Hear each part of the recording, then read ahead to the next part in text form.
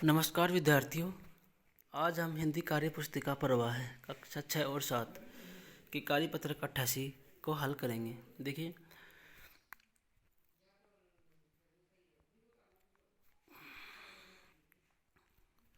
निम्नलिखित गद्यांश को पढ़कर प्रश्न के उत्तर दीजिए। गद्यांश कुछ इस प्रकार से है। विपत्तियां तथा प्रतिकूल परिस्थितियां प्राय सभी के जीवन में आती हैं, किंतु सदाचारी व्यक्ति इनसे कभी विचलित नहीं होता। उसमें असीम धैर्य एवं सहन शक्ति जैसे महान गुण होते हैं। परोपकार करना उसका स्वभाव होता है। लोग उस पर विश्वास करते हैं। सभा हो या समुदाय, सदाचार से युक्त व्यक्ति सर्वत्र पूजा जाता है। सदाचार सफलता का मार्ग है। इस अच्छे व्यवहार के कारण कठिन काम भी सहजता से बन जाते हैं। इसके द्वारा मनुष्य अपनी असीम शक्ति को प्रकट कर सकता है। वह अपने महान कार्यों से महापुरुष कहलाता है। ऐसे ही महापुरुष हमारे आदर्श होते हैं। उनका सद्व्यवहार अनुकरणीय होता है। हमें परस्पर सद्व्यवहार करना चाहिए।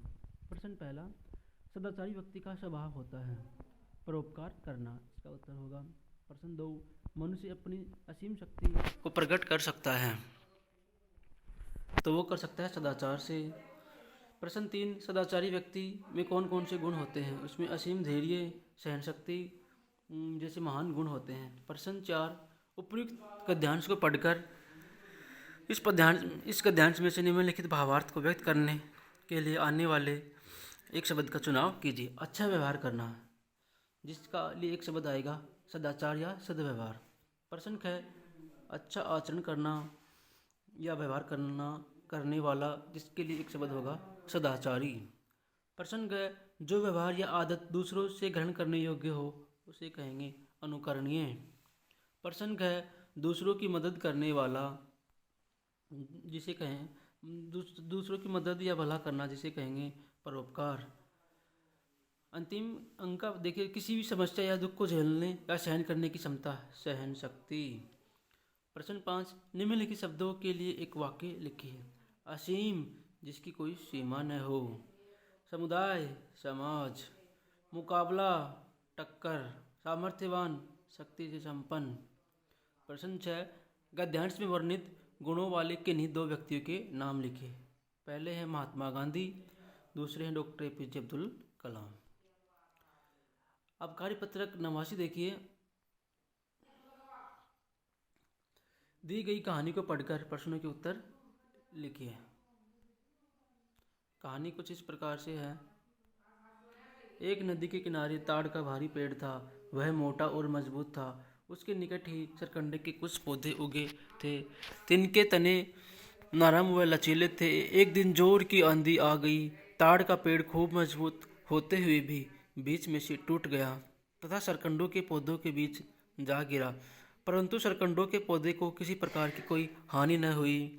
यह देखकर वह हैरान हुआ और वह उनसे पूछने लगा, क्या कारण है कि नरम और कमज़ोर होने पर भी आंधी तुम्हारा कुछ न बिगाड़ सकी, जबकि मजबूत होते हुए भी मैं टूट गया।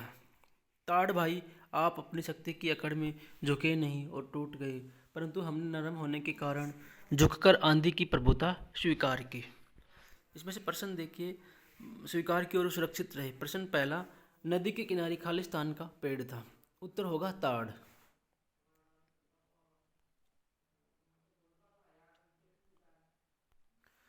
ताड़ के निकट सरकंडे के पौधे उगाए थे। ताड़ के पेड़ की विशेषता लिखिए। ताड़ का पेड़ मोटा व मजबूत होता है। नरम और कमज़ोर होने पर भी आंधी सरकंडों का कुछ बिगाड़ नहीं पाई। क्यों? क्योंकि सरकंडे का पेड़ हल्का व नाजुक होता है, साथ ही नरम होता है, जिस कारण आंधी आने पर वह झुक गया और आंधी उसका कुछ न बिगाड़ सकी। प्रश्न 5, आंधी ने ताड़ के पेड़ को क्या नुकसान पहुंचाया? तो आंधी ने ताड़ के पेड़ को बीच में से तोड़ दिया। प्रश्न 6, सरकंडे के पौधे की विशेषता लिखिए। सरकंडे का पौधा पानी के स्रोत के किनारे होता है, साथ ही नरम व पतला होता है। प्रश्न 7, गद्यांश का सार अपने शब्दों में लिखिए। तो इस गद्यांश में ही एक हमें शिक्षा दी गई है कि हमें अपनी शक्ति के घमंड में नहीं रहना चाहिए। अगर ज़रूरत पड़े तो कभी कभी झुक भी जाना चाहिए। अब विद्यार्थियों कार्यपत्रक 90 देखिए कि चित्र को समझना और लिख पाना। चित्र देखकर 5 वाक्य बनाइए। तो हमें इस चित्र में एक घर दिखाई दे रहा है, दूसरा यहाँ बहुत सारे पेड़ पौधे दिखाई दे रहे हैं, तीसरा बच्चे खेल रहे हैं, चौथा एक नदी बह रही है, सूर्य उदय हो रहा है, पांचवा यहाँ पर बहुत सारे जीव जंतु दिखाई दे रहे हैं। प्रश्न 2, विज्ञापन को देखकर प्रश्नों के उत्तर लिखिए। विज्ञापन को ध्यान से देखिए। इसमें पहला प्रश्न पूछा है कि ऊपर दिया गया विज्ञापन किस पर आधारित है, तो इसका उत्तर होगा खेल प्रतियोगिता पर। यह कब आयोजित होगा, तो खेल प्रतियोगिता बुधवार से शनिवार 16 अक्टूबर 2023 से 19 अक्टूबर 2024 तक। प्रश्न ग, किस उम्र के बच्चे इसमें भाग ले सकते हैं, तो 10 से 15 वर्ष की उम्र के बच्चे इसमें भाग ले सकते हैं।